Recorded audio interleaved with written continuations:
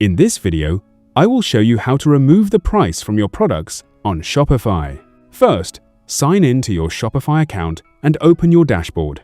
Keep in mind that this setting can't be changed from the theme editor.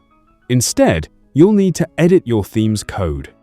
Go to Online Store, click the three dots next to your active theme, and select Edit Code. In the left sidebar, look for the card product, liquid file, and open it. Once the file is open, use the search feature and search for price. Navigate to the section where the product price is displayed. The line number may be different depending on your theme version, but once you find the price code, simply delete that section and click Save. Now, preview your store. You'll see that the product prices are no longer displayed on the collection or product grid pages, while the price will still appear when customers open the individual product page. That's it! This is how you can remove product prices from your Shopify store.